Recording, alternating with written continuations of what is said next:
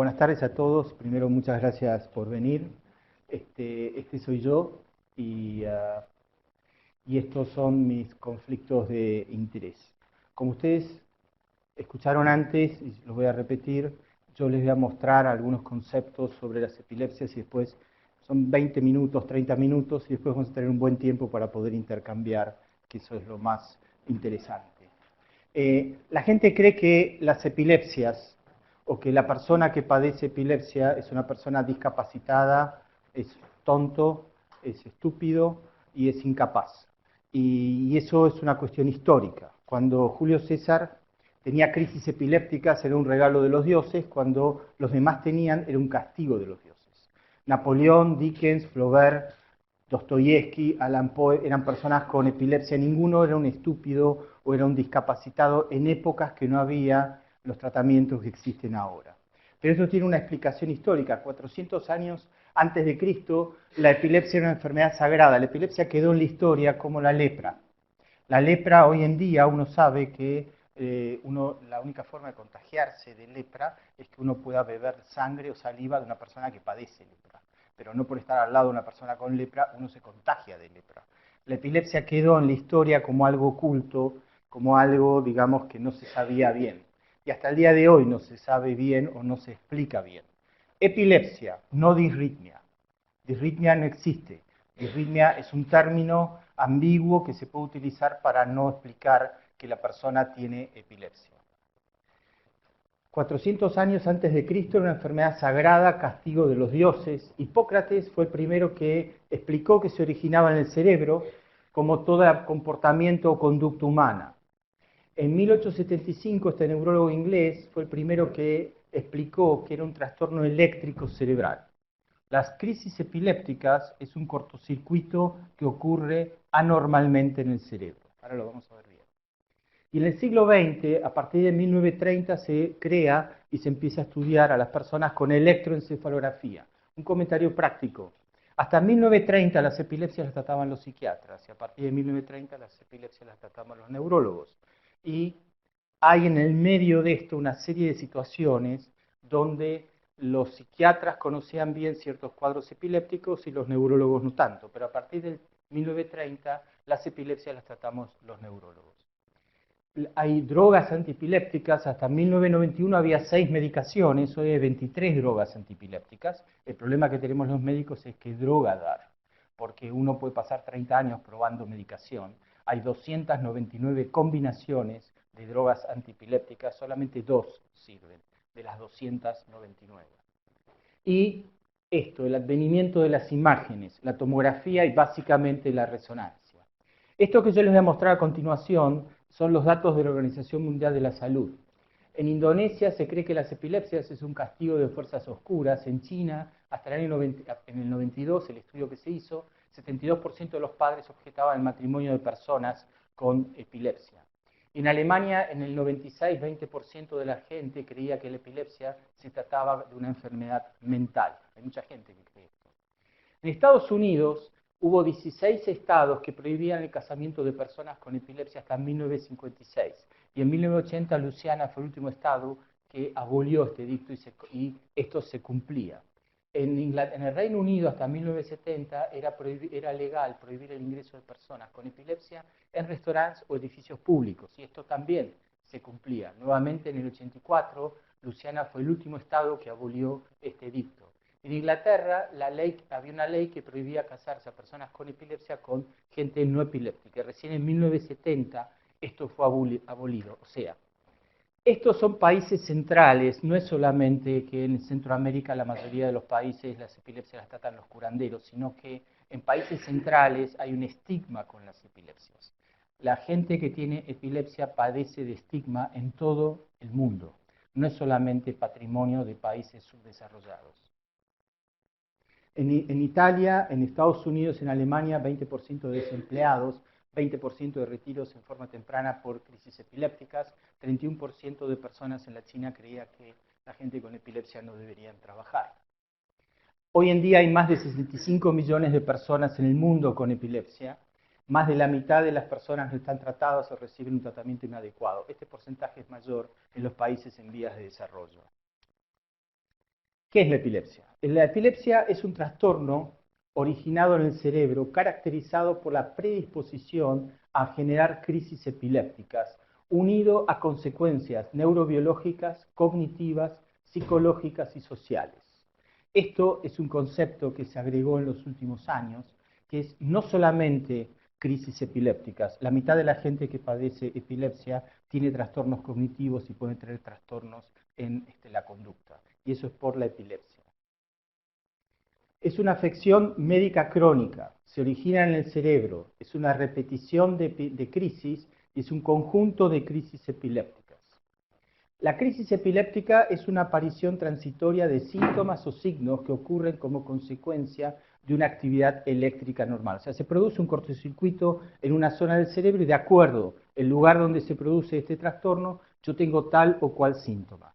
Tienen que saber claramente que el 70% de la gente que tiene epilepsia, que tiene más de 15 años, no tiene convulsiones. O sea, la gente que tiene epilepsia, la mayoría no tiene convulsiones. Y si uno cree que la epilepsia son convulsiones, deja el 70% fuera de este grupo. Se manifiesta en el cuerpo, hay una alteración transitoria de la función cerebral, se originan las neuronas y es una descarga eléctrica anormal. Y esto es uno de los mitos que existe hasta el día de hoy sobre las epilepsias. Si yo no tengo convulsiones, entonces no tengo epilepsia, y eso es un error. El 70% de la gente que tiene epilepsia habitualmente no tiene convulsiones.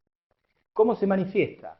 Toda función del sistema nervioso puede ser un blanco de expresión de este fenómeno. Esto quiere decir, fenómeno ictal, quiere decir lo que me produce el cortocircuito.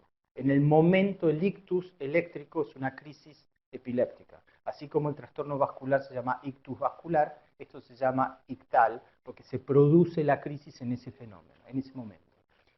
Los síntomas son amplios y todo depende del lugar donde yo tenga el cortocircuito. Si yo tengo un cortocircuito en la parte posterior del cerebro, puedo tener alteraciones visuales, en la parte medial puedo tener alteraciones de la memoria, etc. O sea que yo puedo tener una crisis epiléptica cuya única manifestación es depresión. Yo puedo tener epilepsia cuya única manifestación es un trastorno cognitivo. O tengo momentos de confusión, o tengo episodios confusionales. Y 30% de las personas mayores de 15 años tienen convulsiones. El 70% no tiene convulsiones. Este es otro mito. La epilepsia es una enfermedad poco frecuente. Es un error. La epilepsia es la primera enfermedad neurológica más común en chicos, es la segunda enfermedad neurológica más común en adultos después del accidente cerebrovascular. Dos de cada 2% de la población mundial tiene epilepsia. Puede iniciarse en cualquier momento de la vida y afecta a ambos sexos. La epilepsia no es una enfermedad de los chicos, y acá tienen los datos. Hay dos momentos en la vida del ser humano que más posibilidades tenemos de tener crisis epilépticas. En el primer año de vida y después de los 60. Nuevamente, la epilepsia empieza en cualquier momento de la vida. Hay dos momentos que es más frecuente. Primer año de vida y después de los 60. Y si uno compara estos dos momentos, es 6-1 más frecuente que la epilepsia empiece después de los 60 años que en cualquier otro momento de la vida y básicamente en el primer año de vida. Esto es lo más frecuente. Y como ustedes ven acá, aumenta la incidencia, la prevalencia con la edad. La epilepsia es hereditaria, no es una enfermedad hereditaria. 50% de los chicos tienen carga genética, 20% de los adultos tienen carga genética. ¿Qué quiere decir carga genética? Que si yo tengo una epilepsia de ciertas características y soy adulto, 3-4 generaciones para atrás alguien pudo haber tenido algo similar a lo que yo tengo. Genético quiere decir que habitualmente saltea 3-4 generaciones. No es que si yo tengo epilepsia, mis hijos van a tener necesariamente epilepsia o mis nietos, etc., sino que habitualmente saltean 3-4 generaciones. Pero como ustedes ven, la epilepsia no es un trastorno genético, no es un trastorno hereditario. ¿Por qué puedo tener epilepsia? Esto quiere decir causas. Etiología en medicina quiere decir causa. Es la expresión de distintos procesos, no es una enfermedad contagiosa y solo en algunos casos tiene este patrón genético. Las causas de las epilepsias son múltiples. El 70% de la gente que tiene epilepsia no tiene causa. no tiene una cicatriz, no tiene una lesión en el cerebro, y las causas, 30% de las personas que tienen causa tienen alguna de estas manifestaciones, o tuvieron algo así. Pero el 70% de las personas que tienen epilepsia no tienen una alteración estructural en el cerebro. Si los estudios son normales, entonces no tengo epilepsia. Este es otro de los mitos. El diagnóstico de las epilepsias es por los síntomas, no por un electroencefalograma. Y el problema es de los médicos poder interpretar adecuadamente los síntomas. ¿Por qué? Porque 5 o 7 de 10 personas que tienen epilepsia no saben lo que les pasó. Tienen amnesia o están confundidos después de una crisis. Entonces, si el médico depende el diagnóstico de lo que la persona va a relatar, más de la mitad de las personas que tienen epilepsia no saben lo que les pasó. Tienen amnesia de lo ocurrido. Entonces, acá viene un problema práctico. El diagnóstico de las epilepsias no es un diagnóstico electroencefalográfico. El electro avala el diagnóstico clínico, pero no hace el diagnóstico clínico. Si ustedes van a la esquina y toman 1000 personas que tienen de 3 a 95 años y les hacen un electro, 2% de esas personas pueden tener actividad anormal y nunca tener síntomas. Y esa es la razón por la cual desde 1970 el diagnóstico es por los síntomas, no por un electroencefalograma. La historia clínica son las manifestaciones clínicas, los antecedentes de la persona, el examen físico y los estudios complementarios. Estudios complementarios quiere decir electroencefalograma e imágenes, pero el diagnóstico es por los síntomas. Si todos mis electros son normales, entonces no tengo epilepsia. Eso es otro de los mitos. Así se hace un electroencefalograma y es un estudio funcional, dinámico. Uno registra la actividad eléctrica desde el cuero cabelludo colocando electrodos sobre el cuero cabelludo. Ahora, las epilepsias es el modelo experimental del desarrollo de las neurociencias a partir de la década del 90. ¿Por qué? Porque la gente que tiene epilepsia, la única forma de curarse de la epilepsia es que tengan ciertos síndromes epilépticos que uno sabe que a cierta edad se pueden curar. O que tengan una lesión que se pueda operar. Si no, uno permanece con crisis durante toda la vida. Y uno puede estudiar a la gente que tiene epilepsia con un electroencefalograma, con electrodos sobre el cuero cabelludo o colocando electrodos adentro del cerebro. Y esa es la forma que se estudia desde hace muchos años esto. El electrodo común y corriente no tiene ningún tipo de dolor, no se aplica electricidad, etc. Cuando uno coloca electrodos adentro del cerebro tampoco es una tortura, porque eso se coloca con anestesia y la persona se puede hacer un electro, se hace un video electroencefalograma con electrodos adentro del cerebro.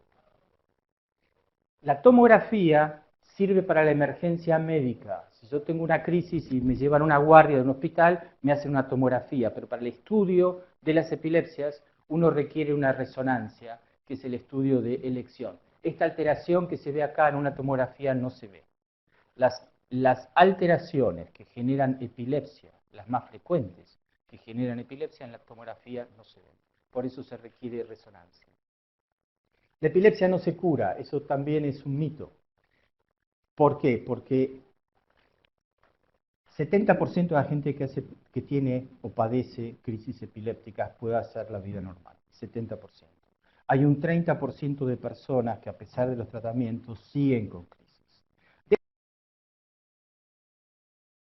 Este 30% de epilepsia tiene altísimas chances de curarse de la epilepsia. Y uno no queda hecho un vegetal luego de una cirugía, uno queda entero adecuadamente después de una cirugía sin epilepsia. La epilepsia es una condición médica tratable, tiene tratamiento absolutamente. Y como yo les dije antes, hay 23 drogas antiepilépticas hoy disponibles en la Argentina, hay 299 combinaciones, solamente 2 sirven. Y esto es otro mito. Antes a la gente se le daba una medicación antiepiléptica, se le decía no puede tomar sol, no puede tomar alcohol, no puede hacer deportes, ahora se lo voy a mostrar. Tiene disritmia y le daban una medicación que además a uno lo ponía tonto. No es ético darle una medicación hoy en día a alguien que padece epilepsia y que le genere trastornos de sueño, etcétera, etcétera. Tiene tratamiento amplio número de fármacos. El diagnóstico debe hacerse correctamente. Una sola droga es lo mejor, los controles periódicos y el remedio no debe ser peor que la enfermedad. O sea, si ustedes me dan una medicación que me da sueño, mareos, etc., hay que cambiar la medicación o yo tengo que cambiar de médico. Las personas con epilepsia no pueden tomar café, té, mate, eso es un error. La gente que tiene epilepsia puede tomar café, té, mate, etc. Y solamente el 2% de las crisis epilépticas se exacerban con el alcohol. Solamente el 2%. El 98% no se exacerban con el alcohol. Ahora, si yo tomo una droga antiepiléptica y tomo más de 1 litro de vino, me voy a quedar dormido, pero no es que tengo crisis epilépticas. Pero en todos los prospectos dicen prohibido la ingesta de alcohol, porque hay países donde habitualmente se toma 1 litro y medio de alcohol. Eso combinado con droga antiepiléptica hace que uno se duerma, esté manejando y se duerme. Las personas con epilepsia no pueden practicar deportes, esto también es una cosa absolutamente errónea. Es verdad que alguien que tiene epilepsia no puede bajar una montaña a alta velocidad esquiando, un día de mucho viento contra el viento, porque hiperventila y eso le puede gatillar una crisis epiléptica, pero sacando eso no puede hacer buceo profesional, pero puede practicar deportes. De hecho, está que hay gente que trabaja en la NBA, en el básquet en Estados Unidos y padece epilepsia. Las personas con epilepsia pueden trabajar, sí. En 1972, la Organización Mundial del Trabajo, la OIT, legisló qué es lo que alguien con epilepsia puede hacer o no puede hacer. Alguien con epilepsia no puede trabajar manejando maquinarias pesadas. Alguien con epilepsia no puede trabajar en las alturas, limpiando vidrios, etcétera, porque si no toma la medicación se puede caer, puede tener una crisis y eso el empleador es el responsable. No puede ser piloto comercial, no puede manejar vehículos profesionalmente, pero el resto de las cosas puede hacer perfectamente. Las mujeres con epilepsia es otro de los mitos. Las mujeres con epilepsia no pueden tener hijos. Ante la presencia de embarazo se debe suspender. Esto todavía se sigue escuchando y se sigue viendo.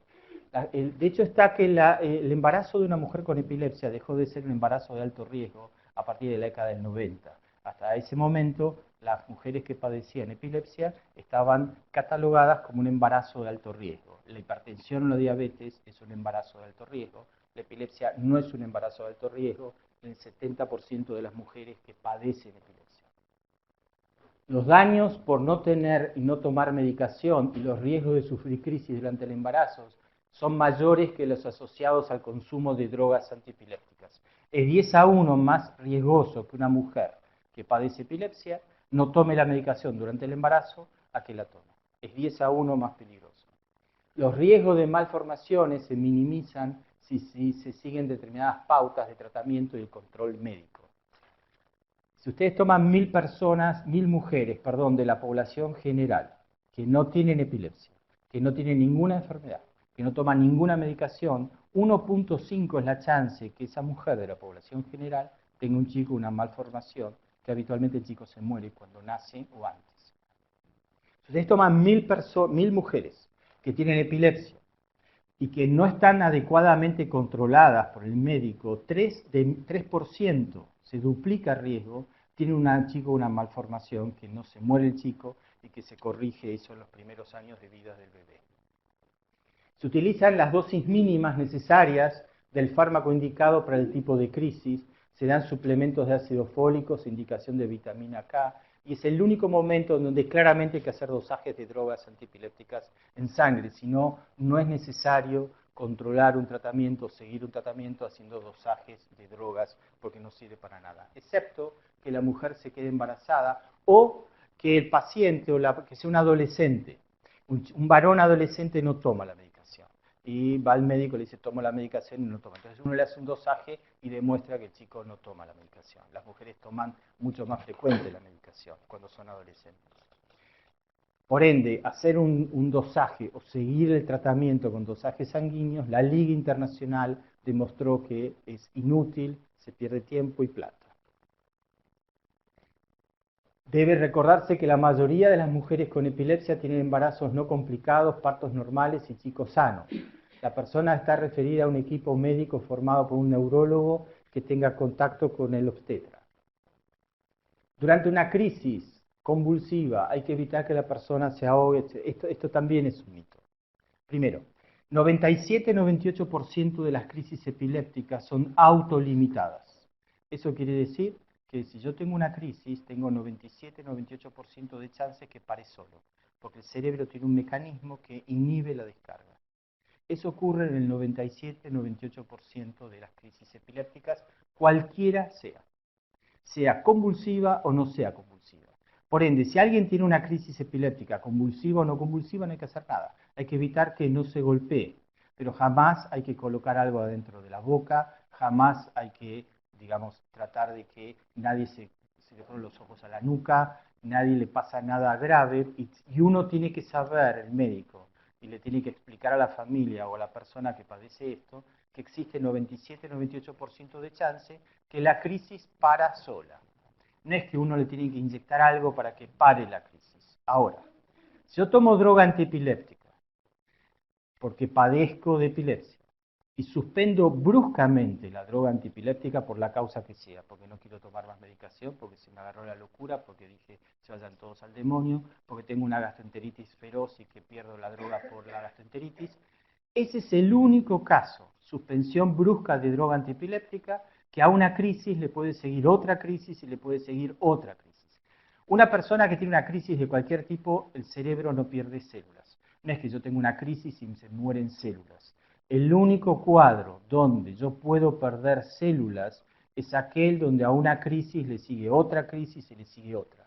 Y la causa más común para que eso se produzca es que suspenda de golpe droga antiepiléptica.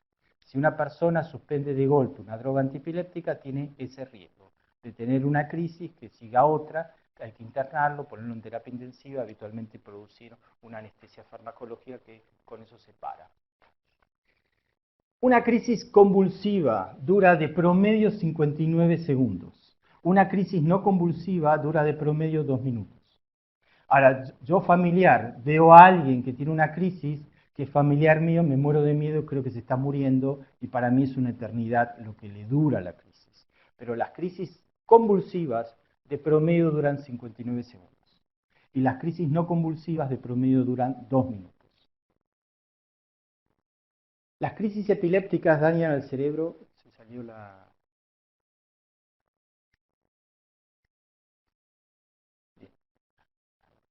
Las crisis no dañan al cerebro, la epilepsia no es una enfermedad mental.